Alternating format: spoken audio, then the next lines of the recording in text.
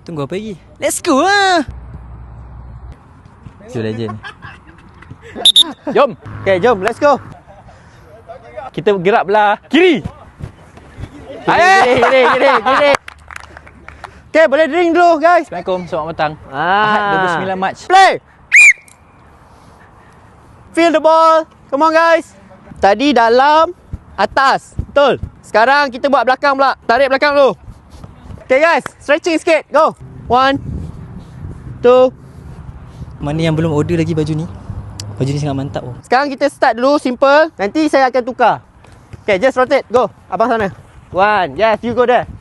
1. Go. Play. Okay, now sekarang saya nak you ada demand sikit on your passing. 1. Okay, you control and then you pass kat dia kan. Order ni.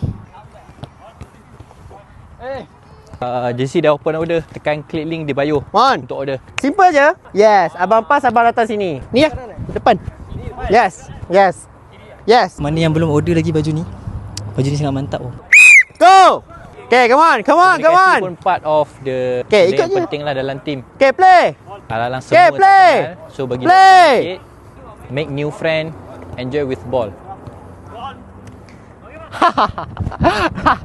Pening.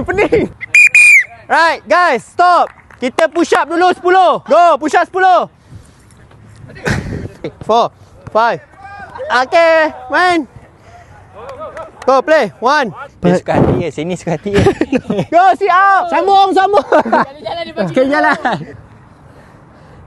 Go. 3. Go, boleh, go. 4. Main saya 5. 6.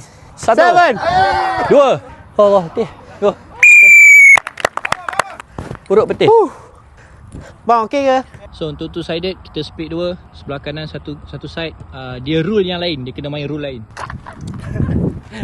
Sebelah sana satu side, dia ada rule yang lain. So 15 minit, 20 minit kita akan tukar sini masuk sini. Dah cakap jangan join.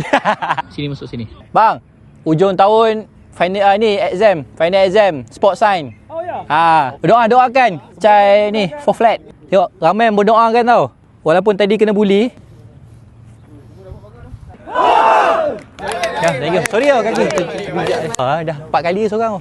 Tamat dah sudah training hari ni. Hari ni memang barai gila lepas raya kan. Biasa lah, nak makan lemang, makan rendang, masak merah lah, apalah semua. Kalau tambahan